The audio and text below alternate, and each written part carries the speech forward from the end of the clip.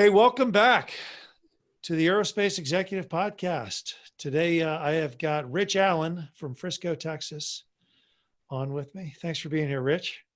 So glad to be here, Craig. Thanks for having me, man. You bet. Rich is the author of the book, The Ultimate Business Tune-Up. He is a business owner or a former business owner himself, successfully sold your manufacturing operations. And now you help other business owners grow their business, I should say, also. But as we're talking about offline, a couple of things I really like that you're doing for people is you're talking about you have some concepts, good fit first hiring practices, how people always try to reinvent the wheel when they really don't need to. So Right. Let's just talk about talk about why you wrote the book and what you're finding out there and how you're helping small businesses get to the next level. Yeah, I'd be glad to, Craig. The book came almost as a passion project. I really didn't intend to write it, and I wouldn't consider myself a great author. But my dad started out running his own business, and my backstory is I've got 11 brothers and sisters. My dad worked his tail off trying to make things work. So he decided the best way to do that was to start his own business. He frankly was good at his trade, but didn't have a clue how to run a business. And so as a result, for his entire life, he struggled. And so I was right there among him. Right there with him. I was his slave labor as part of it. At one point, I made the decision that, I could make a better career for myself doing something else. So I went off to college, went into the military for a while, ended up at a couple of big companies, Texas Instruments, Pellet Corporation, a couple of places where I could get some good learning. But I was really always thinking about my dad and thinking about what was it he was missing, what ingredients in terms of running a business did he just not comprehend or not understand. And it was only when I had the opportunity to run a business myself that I really got a chance to experience it.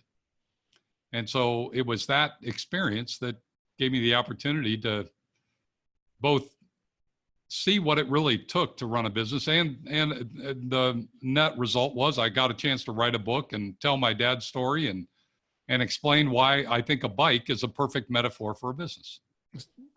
So go from there. What do bicycles and businesses have in common? And you think about anybody listening to this, it might be a general manager of a manufacturing facility, or it might be somebody running their own business. What do bikes and businesses have in common? Yeah. So here's my thought on that, Craig. I think a lot of times when we're running a business, I don't care what business we are, how big it is, big, small, doesn't matter.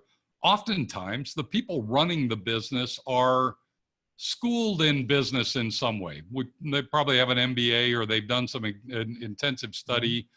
They've heard from experts and they know about strategy and about organization structure and organization design and a lot of big words for a lot of big people. But many of the people that are actually working in the business for us have no clue what that means. And when we speak to them, we speak right over their head. Right. And they don't get it.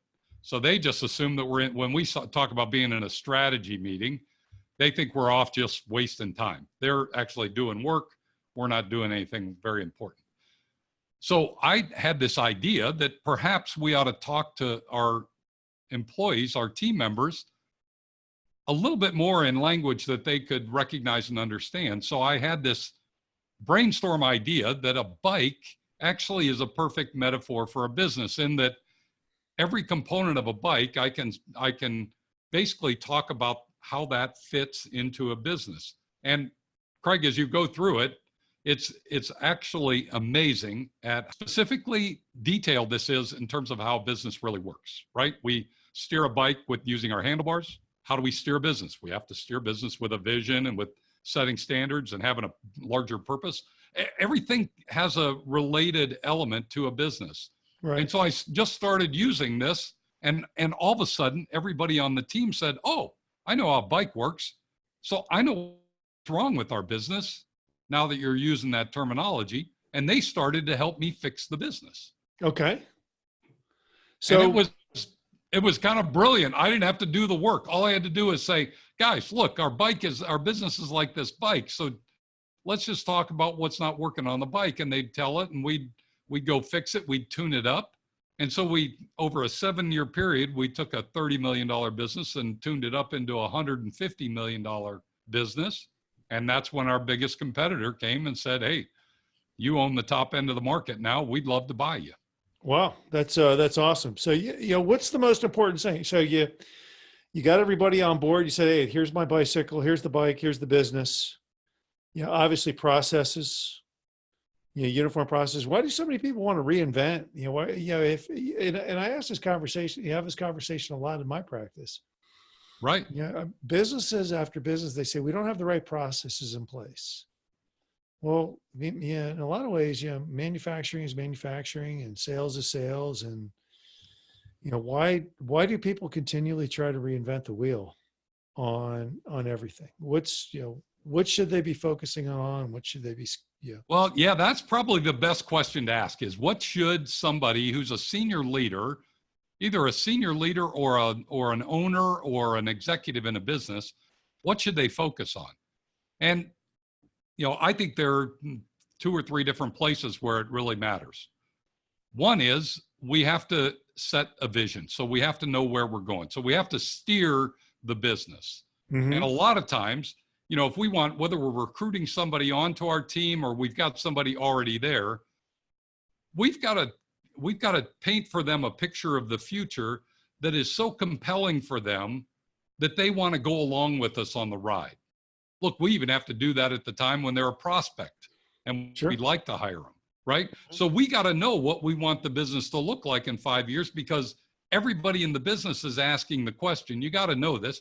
Everybody's asking the question, is this the right fit for me over the long term? Right.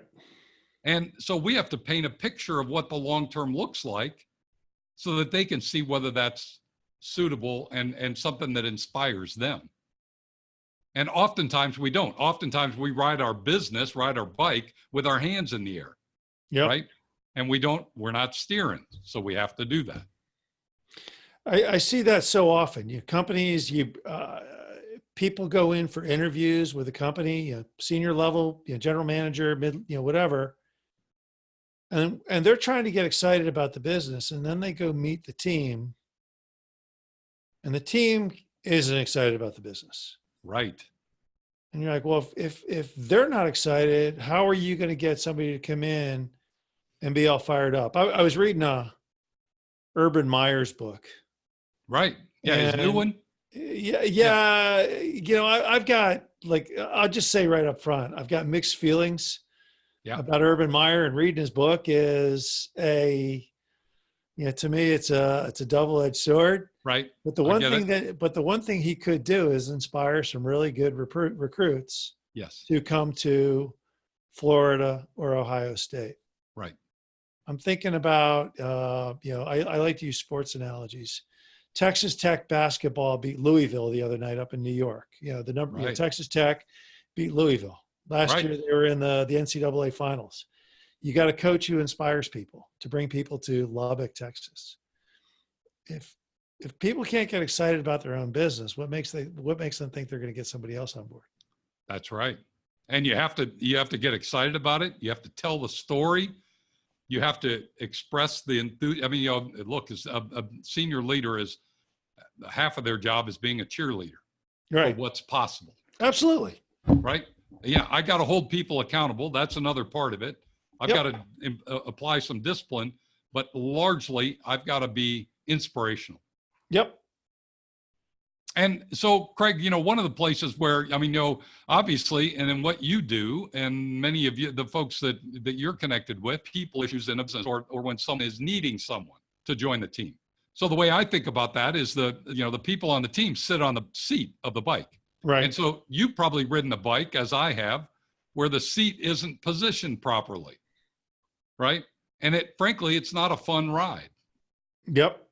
It's painful at times. And so as business leaders, as business owners, we've got to make sure our seat is positioned properly. Well, how do you do that?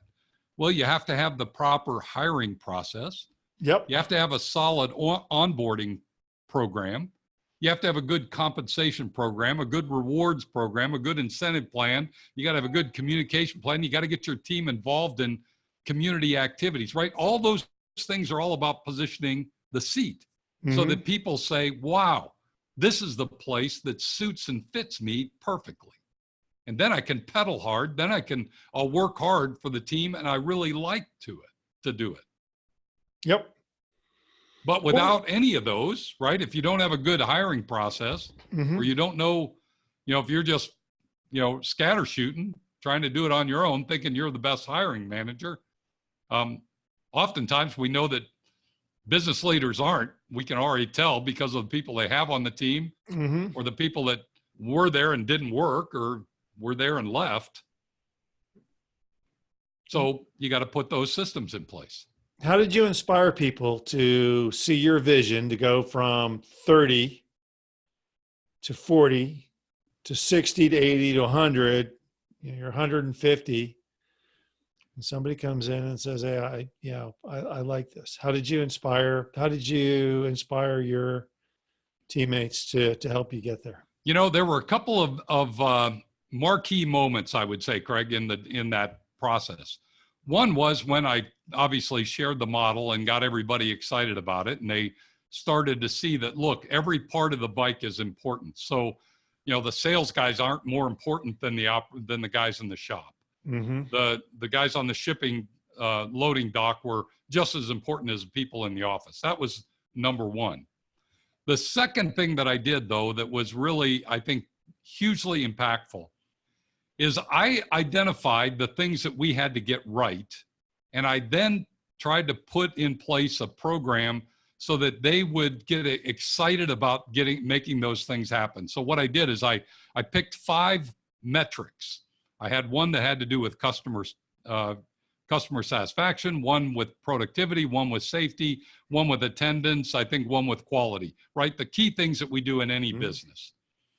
And I brought the whole team together. We had about 200 people at the time. I brought them together and I said, guys, look, we have 5 things. If we can hit these 5 goals, our business will really take off.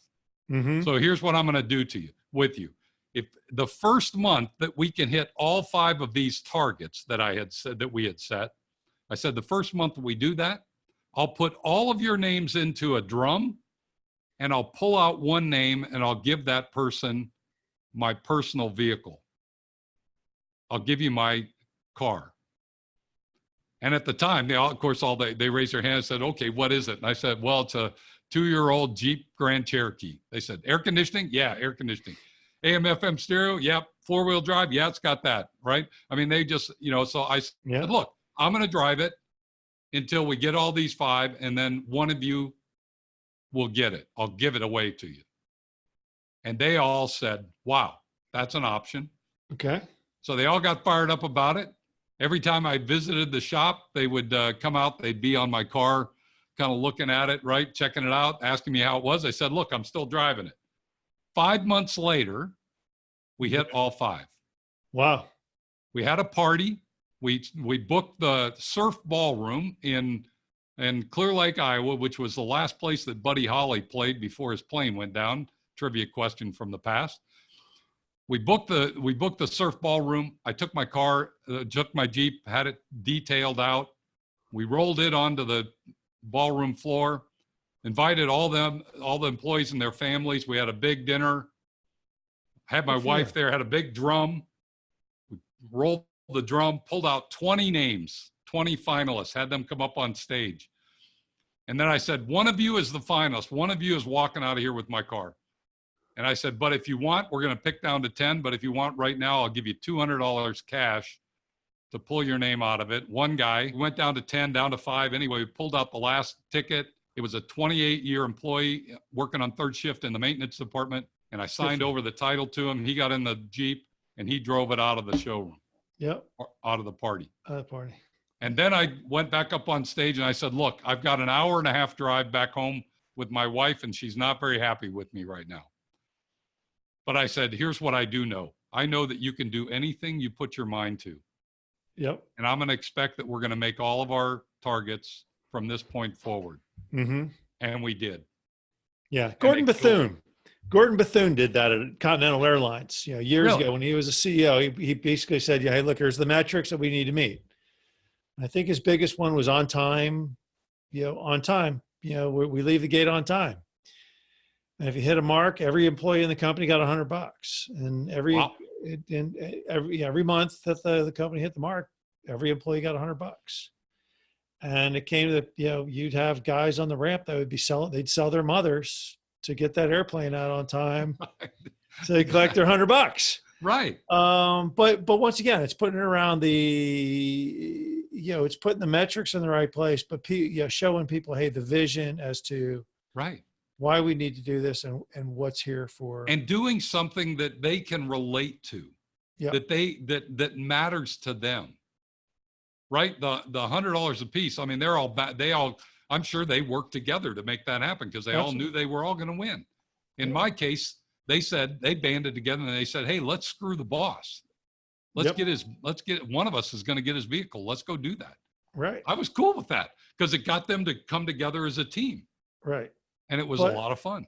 But they're all coming together, and sales isn't, complaining to customer service, who's complaining to manufacturing, the guy in production. And, it's like, say, hey, look, everybody here has got a job, and nobody is more important than the right. Look, any function of the bike that goes down, it's unrideable. So it's no one part is more valuable than the other. Yep. So did you find that when you're talking about the bicycle and the processes that you could break the processes down further into simpler processes and use that same analogy? Yes. In fact, it's interesting. The further you go, the deeper you go on the metaphor, the more powerful it gets, right? Because there's only two places on a bike where the rubber meets the road, right? There's only literally two places in a business where the rubber meets the road.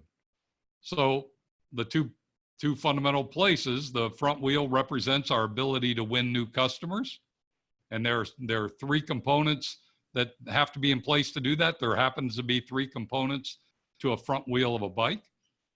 And the back wheel is all about serving those customers, providing them with the promise that you made on the front wheel. So, the deeper you go, all the processes and all the procedures all hang together. It's pretty crazy. Yeah. Did you find that once you introduced this concept, everybody bought into it pretty quickly? Did you have a lot of resistance? And the second thing is, once you introduced it and put it into play, how long did you have to give it before you really started to see results? Everybody today has got the attention span. It's a nanosecond attention span. Yeah. It's, here's what I would say. Everybody did get it right away. I mean, most everybody did, because, I was trying to use a metaphor that was relatable to all of us. Look, I can't think of many people who haven't ridden a bike, at least as a kid. But how long did it take to get results? Here's, I think, the key thing in my mind in that was, it's not about me giving them the answers. In the way I believe this, I think most people on the team know what the right answer is. We have to put them in an environment where we can get their ideas flowing, right, and let them participate. So what we did is that every week we had what we called a Kaizen meeting or a Kaizen session, where we would just take one area of the business every week. We'd pull 4 or 5 people. We'd let them focus on that area. Mm-hmm. On Monday, we'd train them up. On Tuesday, they'd map out the current situation, current process. On Wednesday, they'd brainstorm. On Thursday, they would come to a good recommendation and implement it into the area.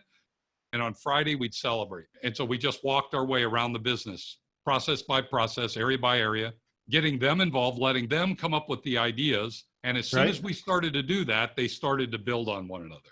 Mm-hmm. Because, look, an idea that a senior manager gives somebody is it's suspect from the beginning, because you don't really know what goes on down here on the manufacturing floor or in the production shop. But if you let them do it, they own it. They'll take responsibility for it. They'll make sure everybody else follows. So here's good. So I used to laugh. I won't say the company, but we'll just say it's a big, a big aerospace company, and they have the, it's, they put people in a role for 2 years, 2.5 years.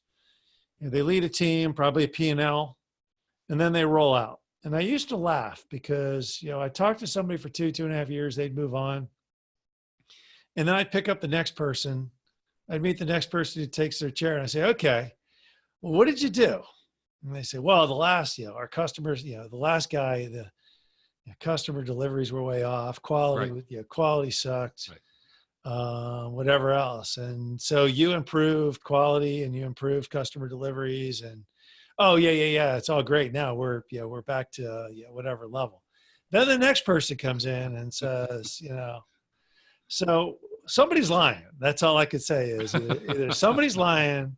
Right. Yeah. So if I am a CEO of a company and I'm doing this, how do I ensure that my processes, every time I roll a leader out, that the person I give the chair to next, if I've established good processes as a CEO inside my company or have had my senior leaders establish good processes, Yep. how do I ensure that there's continuity between, every time that chair rolls over, how do I ensure there's continuity in that division?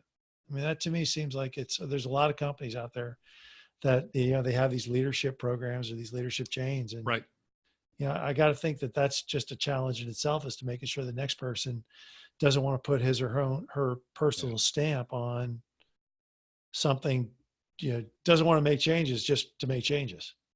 Yeah, I think, it's interesting because as you say it, Craig, it harkens me back to the time that I was in the military, because that's the military model, right? Mm-hmm. You're in an assignment for a year to 2 years, 18 months to 2 years. Then you move to the next one, they bring the next person in.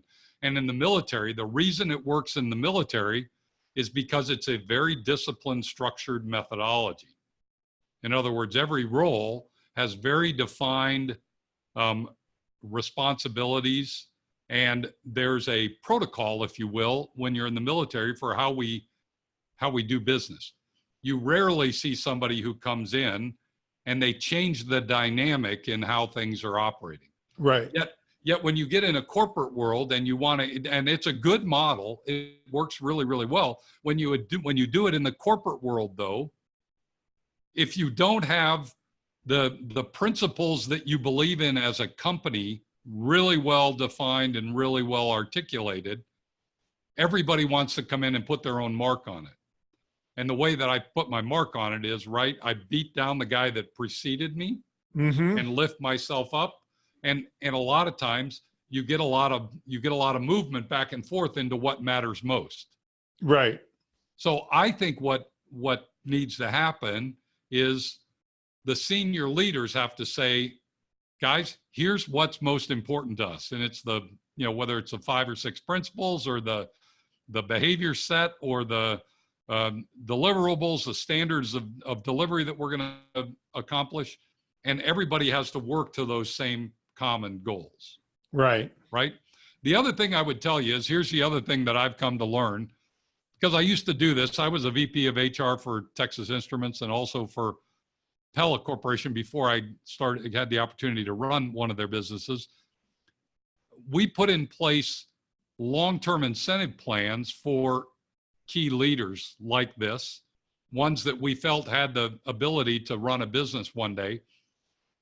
And those long-term incentive plans all had a common objective. So we were all after the same thing. What I tend to see in a lot of companies is everybody has their own objective.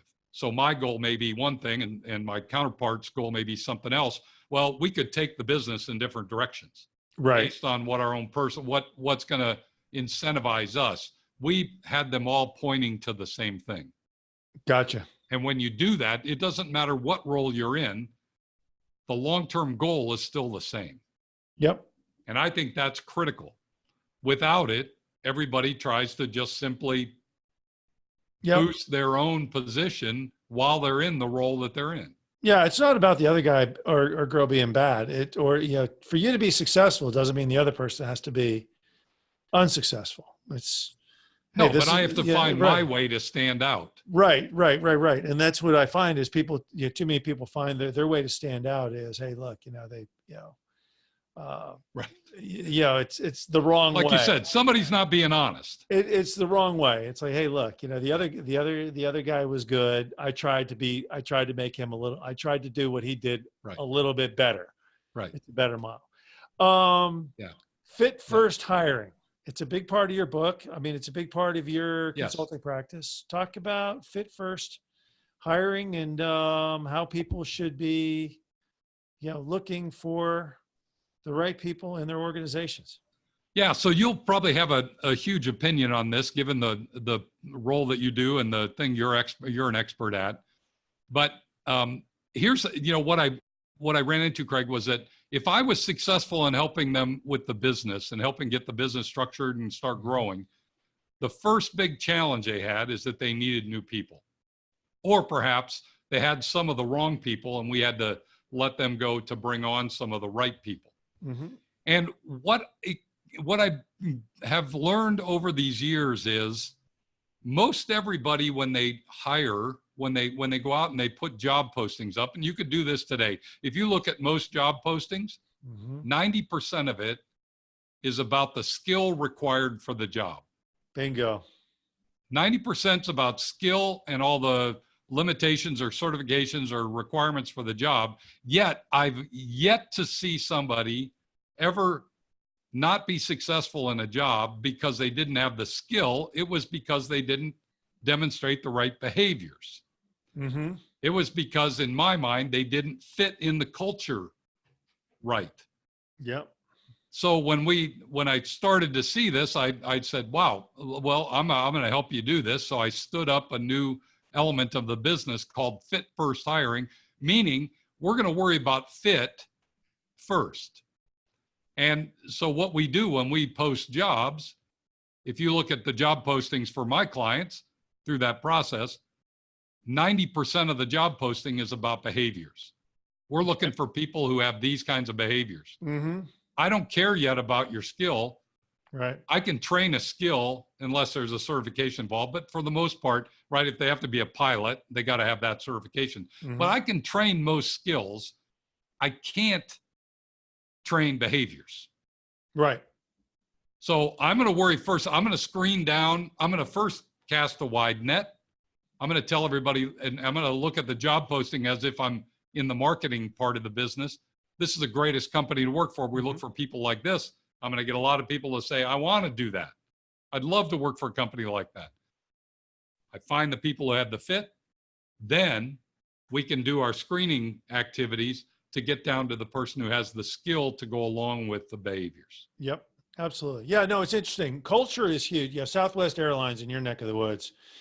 Everybody knows what their hiring culture is like. They put everybody in a gaggle room, and they're looking for somebody with a unique personality, especially those who are customer facing. Somebody who's got a sense of humor, a unique personality. Right. Yeah, and I'm sure they're not. Yeah, look, they're looking for there's a whole persona they're looking for in that evaluation process, and it's, can this person deal with an angry customer? Can this person deal with stress? There's a whole persona. They're not just looking for goofy folks to be part of the airline. Another company I worked with, they were less of a company and more of a hockey team. And they wanted more rough and tumble. It's like, hey, look, if you're a wallflower who's not afraid who can't get down in the trenches and get dirty and fight, then you're probably not going to do well here. Okay, got it. And then, you talk about, we need 5 years of customer service or 5 years of engineering leadership. Look, who cares? What do you want them in a job posting? Start telling people more about what you want them to accomplish. Yeah. Same on a resume. Nobody cares about what you're responsible for. Everybody cares about what you were successful at doing. No, that's right. Tell people one of the things, Craig, this because you bring a discipline to your process, to your clients.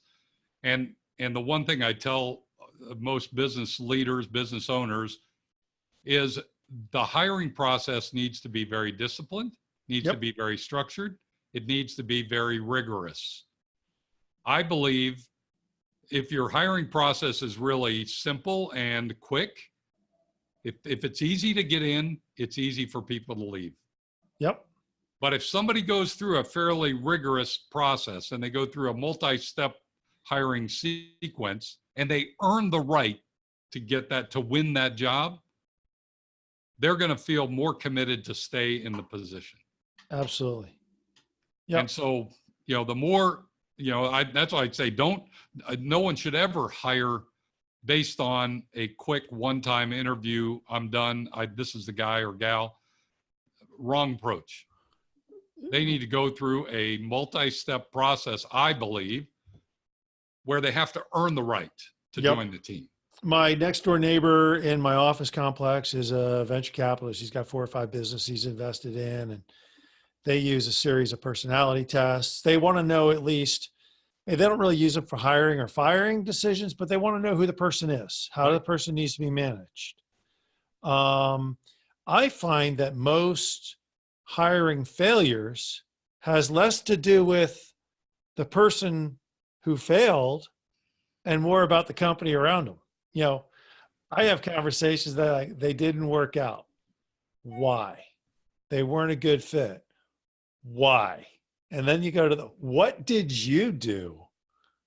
What did you do? Did you support them? No, not really. Did you onboard them correctly? We're too busy to do that. Did you show them exactly did you tell them exactly what the goals were for the end of the year so everybody could be wrong? Oh man, were we supposed to do that? Yeah. It's crazy. And these are experienced companies where you're going, hey, look, it's, well, and what's interesting about that, Craig, is that, look, we wouldn't tolerate that if we were doing that with our product or service. Right. Right. In other words, our marketing, if we are not being honest in our marketing about what you're going to get when you do business with us, whether it's through my product or my service, the customer is going to speak badly of us. The same thing's true in our hiring practice. We can't articulate that this is a great place to work if it's not a great place to work. Right.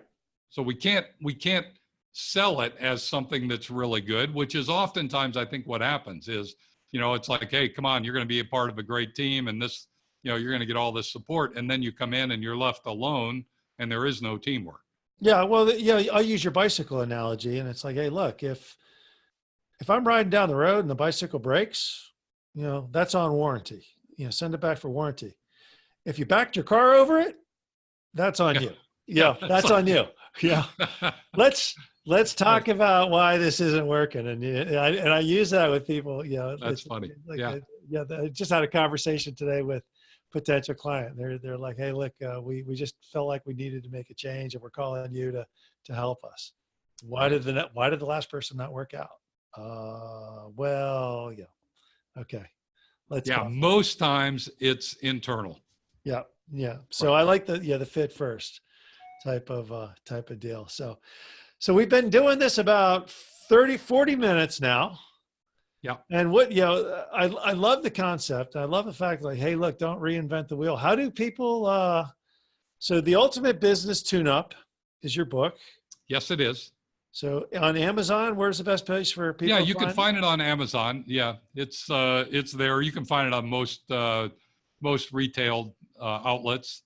But it's there. You can also find it on my website. My website's tourtoprofit.com. One word, like Tour de France, like the big race. Yeah. But it's Tour de Profit. I love it. Rich Allen, Rich at tourtoprofit.com is your email address. Your book is The Ultimate Business Tune-Up. And will you come back on? Can we talk about it? Can we take this? Yeah. And in fact, Craig, I put together.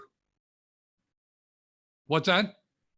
You broke up a little bit. I think the internet connection started a little bit. You said you put together? Well, I put together a page for your listeners where I put a couple of free things on there, and one of them is an e-version of the book. So if they would like to get just an e-version sent to them, they can get it there. It's on Awesome. tourtoprofit.com/aerospace. Very good. Aerospace. I'll make sure that gets Yeah. gets distributed very well. But thank you for coming on. I'm sorry about the mix up from last week, but No worries, man. I enjoyed it. A lot of fun. thank you thank you for coming on. I really enjoyed this. Will you come back? Absolutely. Absolutely. I love what you do. Thank you very much. Thanks for coming on today, Rich. Okay. Thanks, Craig. Good to be with you.